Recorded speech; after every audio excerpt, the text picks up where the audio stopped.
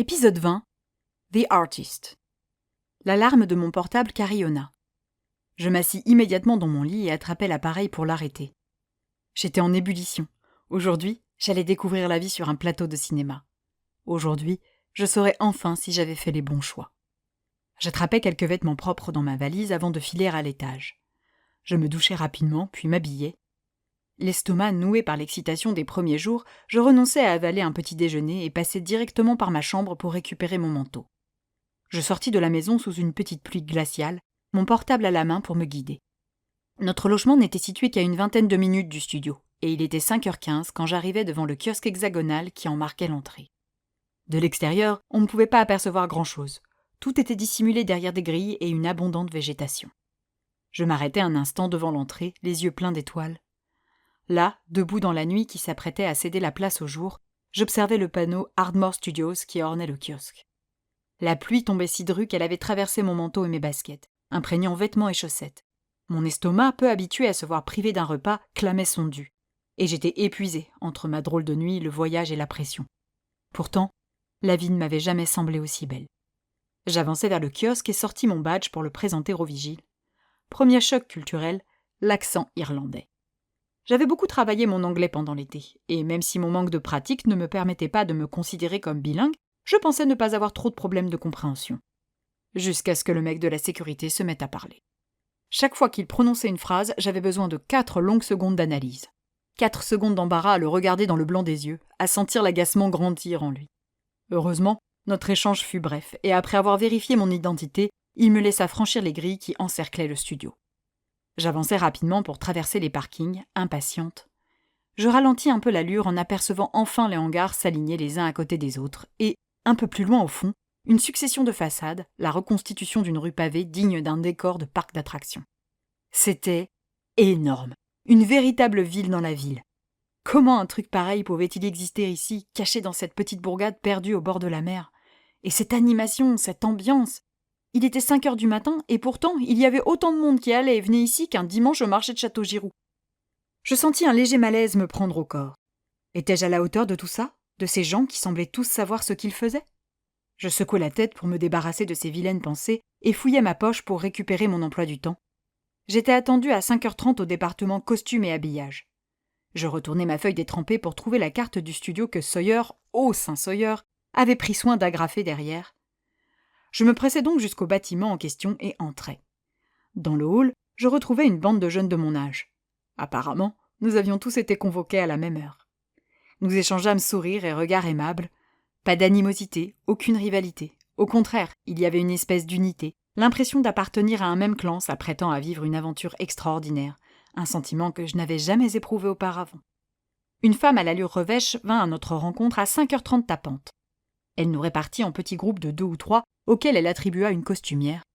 À en juger par le ton directif et sec, cette femme était la chef du département costumes et habillage. Je suivis 2 autres filles à travers les couloirs, à la suite de la professionnelle qui prendrait soin de nous. Arrivée devant les cabines d'essayage, cette dernière nous demanda de patienter, le temps qu'elle s'occupe de la première figurante. Je restai donc à attendre dans le couloir adjacent aux cabines en compagnie de la 3e fille. Les costumes et l'habillage, à cette heure de la journée, c'était une véritable ruche où tout le monde s'affairait dans tous les sens. Une femme poussant un portant d'imposantes robes de mage de toutes les couleurs, les costumes des professeurs de l'académie, passa devant nous. La fille qui patientait avec moi me sourit. « C'est génial, hein ?»« Oui, c'est fou, » reconnus-je. « Moi, je joue Maora Hogan, » m'expliqua-t-elle. « Je suis dans la scène de l'infirmerie quand Kenoka est hospitalisée après l'incident du sortilège de transformation. » Ah, ce foutu accent irlandais. « D'accord, » répondis-je après 3 secondes d'analyse, impressionné par la précision avec laquelle elle avait décrit son personnage et sa scène. « Je tourne cet après-midi. Et toi ? » Non, moi je ne tourne qu'à partir de demain. »« Ah bon ? Mais tu joues qui ? » ?»« Adélis Leroy. » Sa mâchoire tomba. « Tu es Adélis Leroy ? Non ! Je suis tellement contente de te rencontrer. Je m'appelle Mathilda. » Elle me tendit la main. Je m'en saisis. « Moi c'est Daphné. Daphné Dulcet. »« Oh, trop mignon l'accent français !» Je fis la grimace. Ouais, moi aussi j'avais mon accent pourri. Irlande versus Daphné, un partout. Adélis Leroy. Oh, j'en reviens pas, s'extasia-t-elle. Remarque, vu ton physique, j'aurais dû me douter. Mon personnage est assez présent dans les livres, même s'il n'apporte pas grand-chose. Je croise les doigts pour qu'elle gagne en importance dans la suite de l'histoire. Mais toi, tu as de la chance. Adélis, tu sais déjà que tu es là pour tous les films. Rien n'est certain. L'autrice va peut-être la tuer dans le prochain roman pour surprendre les fans. Qui sait? Lançai-je sur le ton de la plaisanterie. Le visage de Mathilda se décomposa. L'idée de faire disparaître le personnage d'Adélis semblait l'horrifier. Quoi? Non, impossible. Kame est amoureux. Elle ne peut pas lui briser le cœur comme ça. Il a déjà trop souffert, le pauvre. Il a le droit à une belle... Oh mon Dieu! Elle m'attrapa par l'épaule, prise d'une révélation. Je sursautai. Son regard fou me faisait un peu peur. Tu vas tourner des scènes d'amour avec Noam Hemsworth? Peut-être, oui, dis-je en m'éloignant de sa main. Elle m'avait broyé la clavicule. Oh, mais je comprends mieux pourquoi l'autrice est ici aujourd'hui. Comment ça, l'autrice est ici? Tu veux dire ici, là, aujourd'hui, à Bray? À mon tour de bégayer. Mathilda hocha la tête. Officiellement, elle vient quelques jours pour aider Chris Nelms à résoudre les problèmes de cohérence. Mais en réalité, je suis certaine qu'elle est là pour te rencontrer. Je laissai filer un petit ricanement nerveux. Je ne pense pas, non. Je ne l'espérais pas, surtout. C'est évident! Elle n'a jamais caché l'importance d'Adélis pour elle. Je crois d'ailleurs que c'est son personnage préféré. Vraiment? Demandai-je, très inquiète à présent. Et si je ne lui plaisais pas? Allait-elle me faire virer comme l'égérie Disney?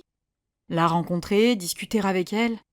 Elle était irlandaise, il allait encore me falloir 3 plombes entre chaque phrase pour comprendre. Est-ce que ça se faisait de dire à la personne qui a conçu votre personnage que vous ne comprenez rien à ce qu'elle raconte? Daphné? Appela soudain notre costumière attitrée. Je m'éloignai de Mathilda, ravie d'échapper à cette conversation qui commençait à m'angoisser. J'espère qu'on se reverra vite, Daphné, me lança-t-elle.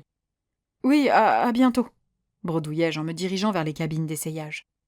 Sans même s'embarrasser des politesses d'usage, la costumière pressée me demanda de me mettre en sous-vêtements pour prendre mes mensurations. Pas de jugement sur mon physique ou ma lingerie de supermarché, elle se contenta de jouer du maître pendant 20 bonnes minutes, mesurant le moindre petit bout de moi. Elle disparut ensuite une dizaine de minutes pour revenir avec une pile de vêtements. Chemisier blanc, veste et jupe épaisse en laine noire, le parfait attirail de l'écolière anglaise. Enfin, irlandaise dans le cas présent. Il fallut 4 essayages pour le chemisier, 3 pour la veste, mais la palme de la palme revint à la jupe. Mes jambes disproportionnées semblaient poser problème, et après 7 changements, la costumière se résigna à mettre des épingles sur un modèle trop long afin de le ramener à la taille appropriée. Honnêtement, moi, je ne voyais pas trop la différence d'un modèle à l'autre, mais pour elle, le moindre pli de travers était insupportable.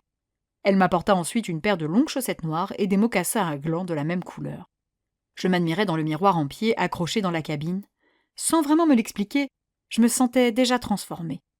La costumière me détaillait, le sourire aux lèvres, visiblement satisfaite de son œuvre.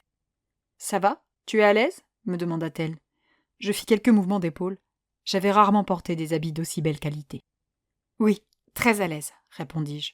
« Bon, parfait. Je vais m'occuper des retouches et on se revoit dans l'après-midi pour un deuxième essayage. Ça marche ? » « Ça marche. » Je me rhabillai, mes vêtements étant toujours humides, le moment fut un pur délice, puis abandonnai mes copines figurantes et la costumière pour retrouver une certaine Cheryl au dressing room 1, juste à côté du plateau A. Au programme, maquillage et coiffure. Je traversai les studios pour rejoindre le lieu de rendez-vous. Il était 7 heures et il y avait de plus en plus de monde qui convergeait vers le plateau central où devait probablement se tenir le tournage du jour. Ça tombait bien, l'endroit où je devais me rendre était situé tout au fond du complexe, loin du tournage du jour. À peine entré dans le bâtiment, je fus accueilli par Cheryl qui m'attendait. Elle m'observa un instant au milieu du hall, un œil extrêmement professionnel. Elle détaillait mes sourcils, mon nez, mes lèvres, avant de s'attarder sur mes cheveux. « Tu viens avec moi ? On a pas mal de boulot, » m'annonça-t-elle. J'aurais pu me vexer, mais ce n'était pas mon état d'esprit. Cette toute petite nana, je faisais 3 têtes de plus qu'elle, devait faire de moi une belle et ensorcelante banshee, et j'étais curieuse de voir comment elle allait s'y prendre. Elle me guida jusqu'à une sorte de salon de coiffure miniature, une loge coiffure. Elle me fournit un poncho en plastique noir que je m'empressais d'enfiler. « Donc, on va commencer par essayer les perruques. Je préfère te prévenir, Chris est absolument contre. Je crois que tu n'as pas d'allergie ? » « Aucune connue, » dis-je en replaçant mon poncho. Avec ce machin informe sur le dos, j'avais des allures de sac poubelle géant. La fille me fit signe de m'installer sur le siège situé devant la coiffeuse, et je lui obéis, bien sûr. Elle attrapa mes cheveux, et en 3 gestes, les releva en chignon serré impeccable. Elle m'abandonna un instant pour revenir avec 2 très belles perruques blanches. Elle m'ajusta la première sur la tête. Je fis la grimace en me regardant dans le miroir. Ce n'était pas très élégant, en plus de manquer de naturel. « Non, hein » approuva-t-elle. Elle essaya la seconde, mais ce ne fut pas mieux. Elle repartit avec les 2 perruques et en apporta 2 nouvelles. Leurs essayages ne s'avérèrent pas plus concluants. Attends un instant. Elle ressortit de la pièce en me laissant avec une perruque digne d'une Barbie sur la tête. J'avais du mal à reconnaître la personne en face de moi dans le miroir, et c'était un peu perturbant.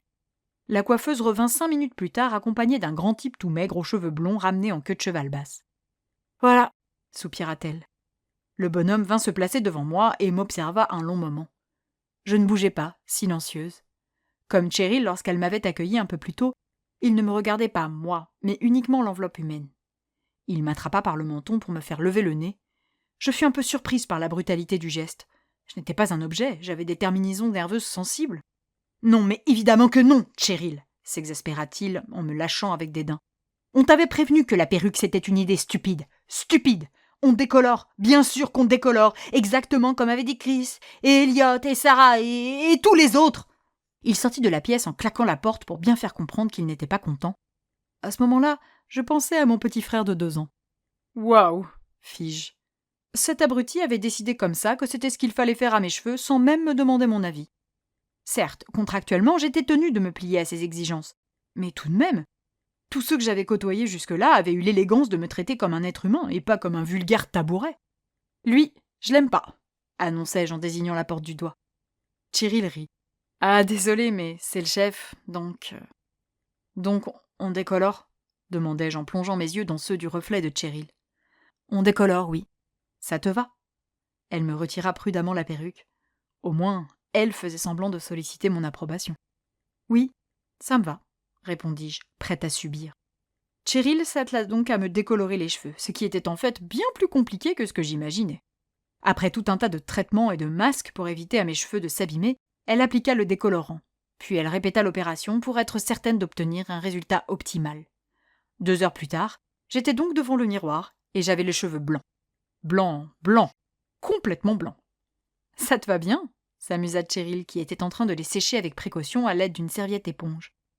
J'attrapais une mèche de mes cheveux, fascinée.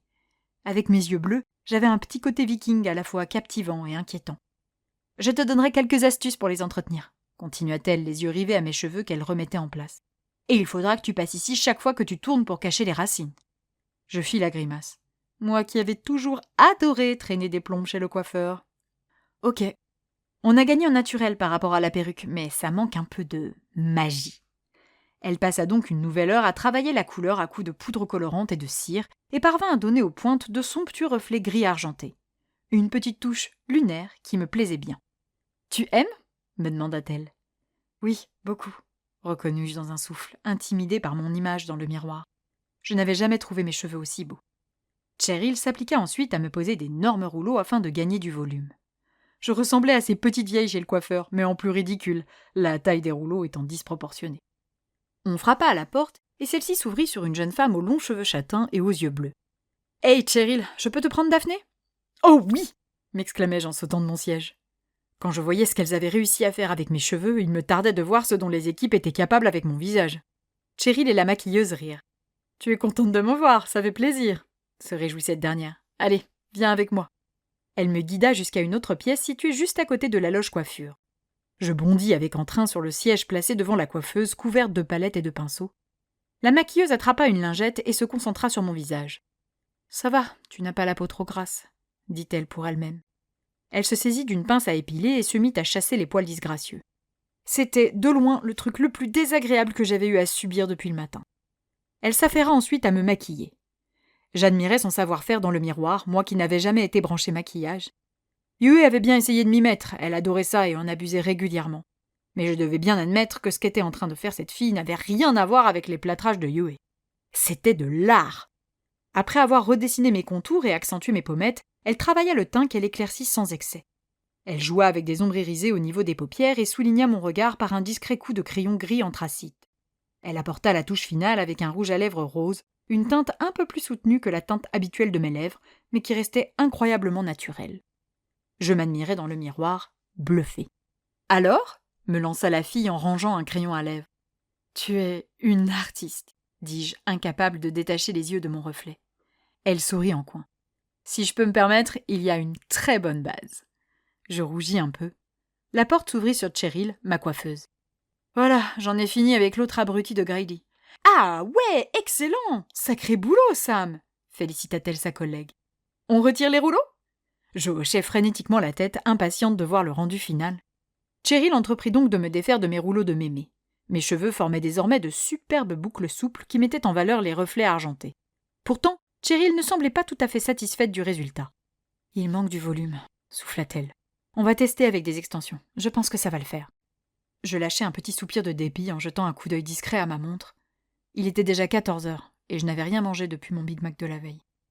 Cheryl s'éclipsa un instant et revint avec un énorme paquet d'extensions de longueurs et de teintes variées. Elle releva mes cheveux et passa un très long moment à fixer ses mèches sur mes propres cheveux. Une fois terminés, il fallut les raccourcir et leur donner les mêmes reflets argentés que mes cheveux naturels. Il était donc un peu plus de 16 heures quand elle s'éloigna pour admirer son travail. « Voilà, c'est parfait !» On frappa à la porte. « Entrez !» lança Cheryl, les yeux rivés à ses ciseaux, une mèche de mes cheveux entre les doigts. Chris Nelms entra dans la pièce. « J'espère que je ne dérange pas ?»« Ah, Chris, non, tu tombes bien !»« Hé, Daphné !» me salua-t-il comme si nous nous connaissions depuis des années. « Chris !» répondis-je sur le même ton. Il s'arrêta devant moi. « Waouh, tu es fabuleuse !»« Cheryl, quel boulot !» Celle-ci rougit. « Merci. » Chris m'observa attentivement. Ce regard de professionnel qui m'examinait comme un scientifique examinait un spécimen estropié dans une vitrine de muséum d'histoire naturelle était vraiment très particulier, et il allait falloir que j'apprenne à le supporter. « Pour les yeux, on fait comment, du coup ?» interrogea-t-il. Cheryl soupira. « J'ai reçu les lentilles. »« Tu sais ce que je pense des lentilles. »« Oui, je sais, c'est à toi de voir. »« C'est quoi le problème des lentilles ?» demandai-je. « Il est extrêmement difficile de jouer et de faire passer des sentiments avec celle-ci, » m'expliqua Chris. « Moi, je suis pour une colorisation numérique. Ce sera beaucoup plus joli et bien plus simple pour toi. Qu'est-ce que tu en penses, Cheryl ?» Celle-ci haussa les épaules. « À voir avec Tyler, mais moi je pense que si tu veux les bonnes réactions autour d'elle, il faut le regard vampirique. » Chris souffla. « On peut essayer. De toute façon, là, il faut qu'elle les porte pour rencontrer Caitlin. Je veux qu'elle prenne une claque en se retrouvant face à son Adélis. Le costume doit être parfait. » Je déglutis péniblement. Caitlin, c'était Caitlin L. Sheehan, l'autrice de la saga. J'allais rencontrer l'autrice. J'allais rencontrer celle qui m'avait imaginé, celle qui m'avait conçu et pensé de A à Z. C'était affronter le jugement de sa propre mère. Chris posa une main réconfortante sur mon épaule. Il semblait avoir senti mon appréhension. « Ne t'en fais pas, elle va t'adorer. Je reviens d'ici une demi-heure. Tu la prépares ?»« Ça marche, » approuva Cheryl. Chris sortit de la pièce avec Samantha. Cheryl m'aida à me défaire du poncho en plastique. « Bon, il faut que tu retournes au département costume et habillage pour récupérer ton uniforme. »« Ok, » dis-je en quittant mon siège. « Tu reviens ensuite ici pour le raccord maquillage et on verra pour les lentilles à ce moment-là. »« Ça marche. Merci, Cheryl. Merci pour tout. » Ma façon de la remercier la fit rire. « Je t'en prie, Daphné. À tout à l'heure. » Je retournai donc là où j'avais effectué mes essayages le matin pour récupérer mon costume ajusté. Il était 17h30 quand je retrouvai enfin mes deux bonnes fées.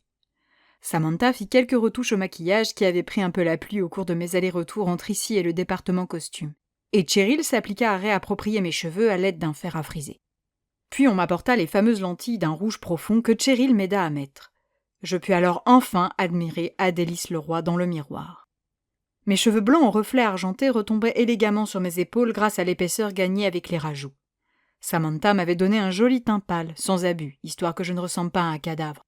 Adélis était une banshee. Les banshees étaient certes associées à la mort, mais elles étaient également séduisantes. On avait donc appliqué un rose léger sur mes joues assorti à mes lèvres pour adoucir l'ensemble. Un maquillage discret, mais envoûtant.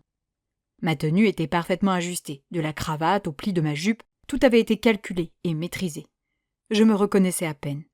En fait, j'avais l'impression d'admirer ma copie, mais en mieux. Daphné version 2.0. Franchement, là, je crois qu'on est bien, se réjouit Cheryl. Je me tournai dans sa direction en clignant des yeux, légèrement gênée par les lentilles. Elle se mordit la lèvre, concentrée sur mon visage. Peut-être qu'on pourrait partir sur un rouge à lèvres un peu plus foncé pour moins de contraste avec ses iris. T'en penses quoi, Sam ? Je me disais la même chose, répondit celle-ci. On frappa à la porte. Oh, viens, lève-toi, me dit Cheryl dans un chuchotement. Je me levai en replaçant les pans de ma veste de blazer. Chris passa la tête dans l'entrebâillement de la porte. On peut entrer ? Son regard s'illumina quand il m'aperçut. Le résultat était vraisemblablement à son goût. Oui, venez, l'invita à entrer Cheryl, impatiente. Il ouvrit la porte et entra, suivi de l'abruti pas très sympa qui m'avait manipulé comme une vache dans une foire agricole un peu plus tôt dans la journée, et de celle qui devait être Caitlin L. Sheehan, autrice de la saga. Je tremblais en apercevant cette dernière. Elle n'était pas très grande, 1,60 m maximum, les cheveux châtains, coupés au carré, de grosses lunettes à la monture noire épaisse, et elle portait un drôle d'imperméable à fleurs marron d'un goût tout à fait anglais. Mais quel charisme, quelle présence! Son regard s'arrêta sur moi. « Oh mon Dieu !» s'exclama-t-elle, sous le choc. Tout le monde dans la pièce semblait très fier de moi tout à coup. « Chris, mais c'est fabuleux! Elle est... » Elle se plaqua la main sur le cœur. « Je te l'avais dit !» s'amusa le réalisateur. Elle avança jusqu'à moi, prudente, et attrapa ma main comme ces enfants qui ne peuvent s'empêcher de toucher Mickey à Disneyland pour vérifier qu'il est bien réel. « Tu es magnifique !» dit-elle, la gorge nouée. Je souris. Elle lâcha ma main dans un sursaut. Ses réactions, un peu puériles, firent rire Chris. « Son sourire, c'est exactement comme si je l'avais devant moi. C'est très perturbant, tu sais, Chris. Arrête de rire, le rabroua-t-elle. Non, c'est... Mademoiselle ? Daphné. Daphné Dulcet, me présentai-je. Oh, et cet accent s'extasia-t-elle. Mon Kame n'a aucune chance de résister. Je ris, un peu gênée. Elle ne me quittait pas des yeux, scrutant chaque détail. Il lui manque l'amulette, fit-elle froidement remarquer à Chris. Elle l'aura demain, la rassura-t-il. Elle resta encore un instant à m'observer. J'avais l'impression d'être une œuvre d'art au musée. Daphné Mona Lisa Dulcet. Après 1 minute à me contempler, elle se tourna vers Chris. Elle est parfaite. Tu vois, qu'est-ce que je t'avais dit? Toi et ta stupide marionnette américaine, là. Je tentais d'interroger Chris du regard, mais celui-ci s'arrangea pour baisser le nez. Alena aurait certainement fait une... Regarde-la et ose me dire qu'Alena aurait été mieux qu'elle, s'agaça l'autrice avec un mouvement de la main dans ma direction. Chris soupira. Je maintiens qu'Alena aurait fait une excellente Adélis, même si Daphné est parfaite pour le rôle, je le reconnais. J'ai prévenu Jonathan qu'on ne me refasse pas le coup. C'est une entorse au contrat. La Fox serait ravie de récupérer la licence, tu sais, le menaça-t-elle gentiment. Ok, donc c'était bien l'autrice qui avait expulsé l'égérie Disney du projet. C'était donc à elle que je devais tout. Non, là, c'est un coup de maître, Chris, le félicita-t-elle. Cette jeune fille est époustouflante. Merci, balbutiai-je, un peu embarrassée. Caitlin n'avait pas un accent trop marqué, et je la comprenais plutôt bien. Ou alors je commençais à m'habituer à la prononciation locale ? Oh non, je t'en prie. Merci à toi, dit-elle en plongeant son regard dans le mien. Un instant, j'aperçus quelque chose de triste au fond de ses yeux bleus, un voile lugubre qui disparut aussi vite qu'il était apparu. Je cherchais à croiser le regard de Chris pour comprendre, mais celui-ci ne semblait pas avoir remarqué. Il continuait de sourire, visiblement enchanté d'avoir trouvé la bonne personne pour arrondir les angles avec l'autrice. « Et alors, comment tu te sens avec le personnage ? Tu es à l'aise ?» s'enquit Caitlin, inquiète.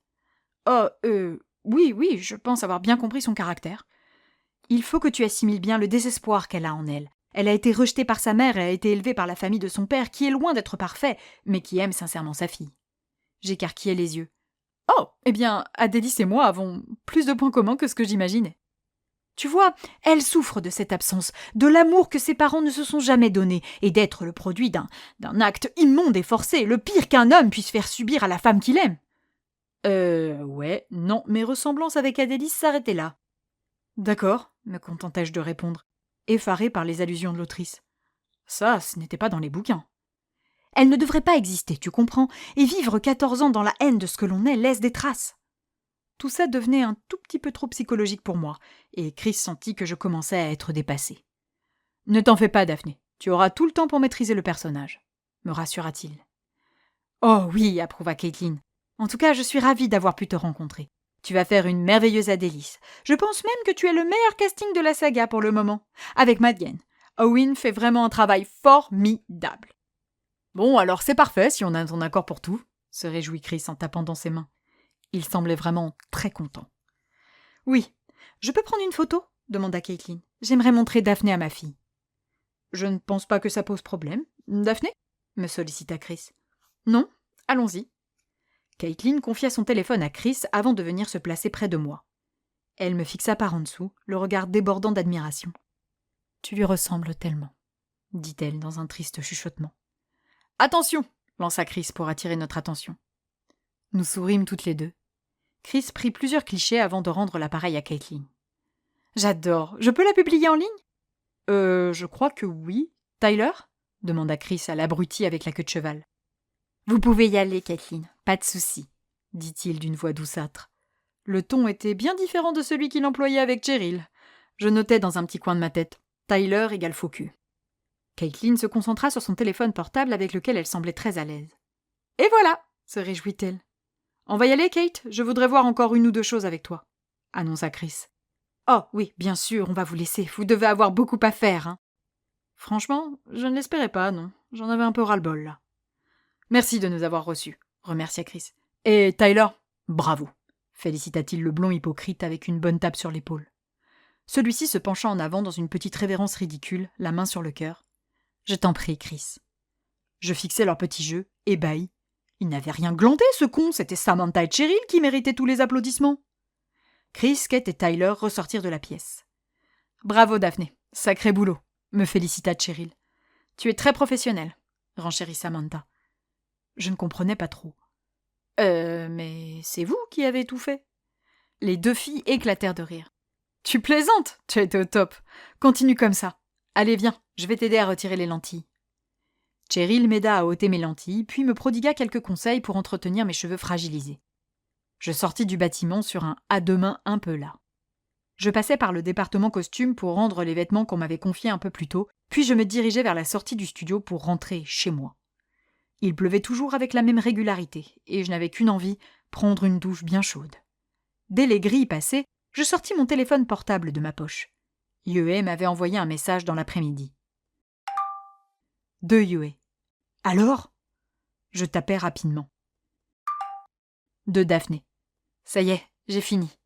Je suis épuisée. La réponse fusa. De Yue. Bordel de... Ta photo avec Caitlin Elchian ! Je levai un sourcil. Déjà ? De Daphné. Tu l'as vu ? De Yue. Évidemment.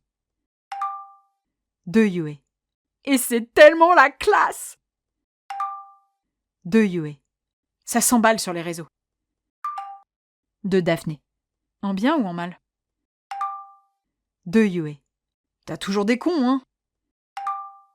De Yue. Mais je dirais 3 bien pour 1 mal.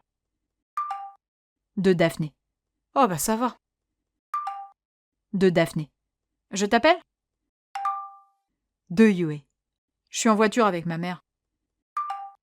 De Daphné. Oh, ok. De Yue.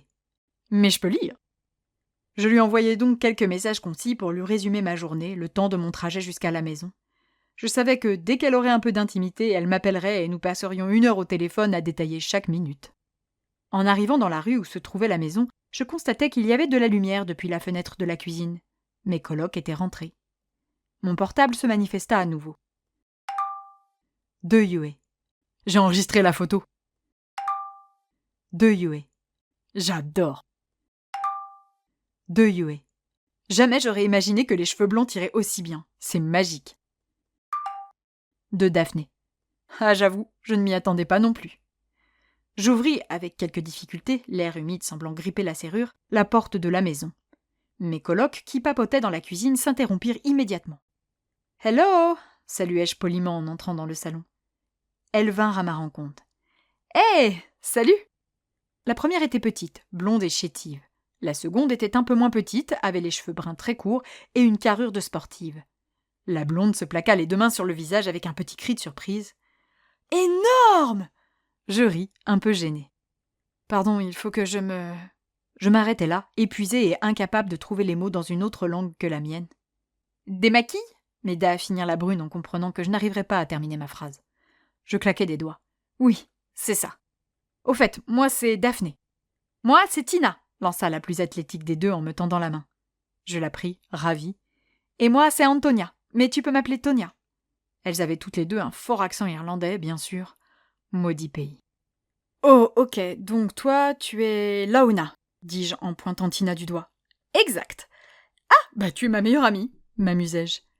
Adélis et Launa faisaient en effet partie de la même maison à Glendag, la maison Brigantia, et apparaissaient souvent ensemble dans les livres. « Absolument !» se réjouit-elle. « Et du coup, toi, tu es... » Je me tournai vers la petite blonde et m'arrêtai là, incapable de me souvenir de son rôle. Je l'avais su pourtant, mais j'étais dans un tel état de fatigue que je peinais à fouiller ma mémoire. Heureusement, Elle me vint en aide. Shona Bowles, le fantôme de la fontaine de l'académie. Voilà, merci. Impossible de deviner, ceci dit. Ah, ça me rassure, j'ai 3 kilos de maquillage sur le tournage pour me donner l'air cadavérique. Tu aurais trouvé du premier coup que ça m'aurait vexé. Et moi qui me plaignais de mon sort, soupirai-je. Elle éclata de rire. Ouais, enfin, c'est quand même... Enfin, t'es Adélis, quoi. Adélis.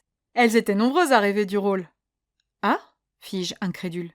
Mes 2 colocataires échangèrent un regard entendu. Ouais, mais toi, tu es... parfaite. Tina approuva d'un franc coup de menton.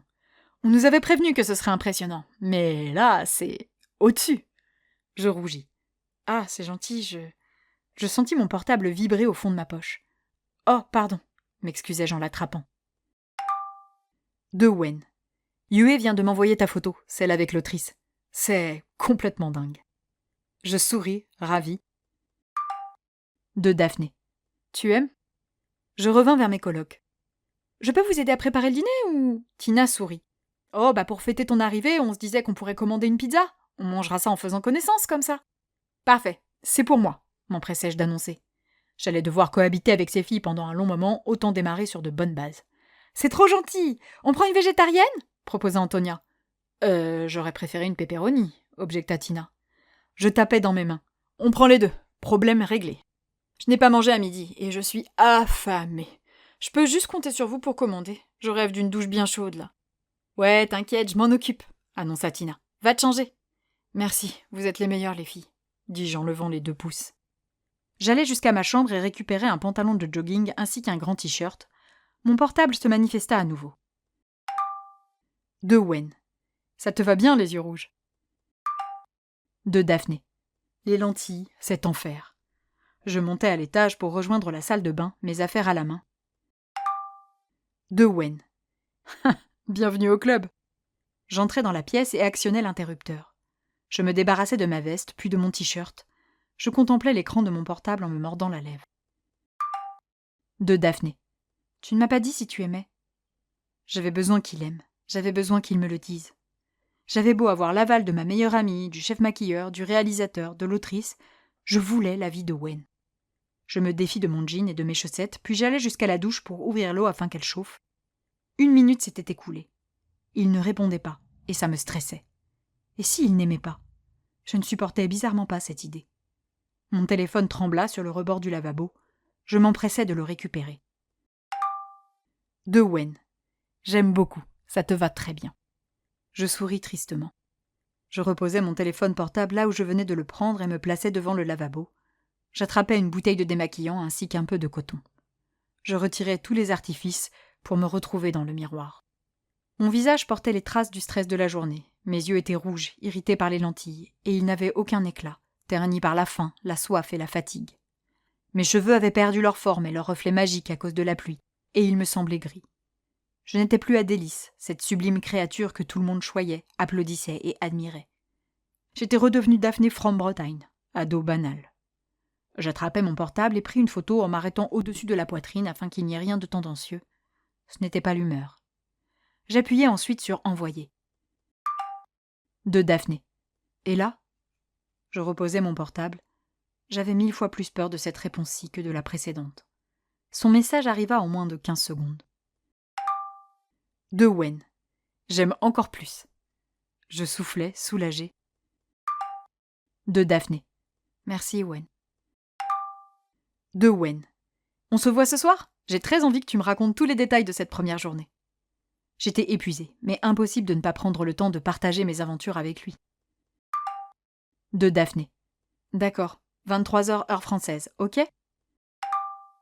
De Wen. Ok, à tout à l'heure.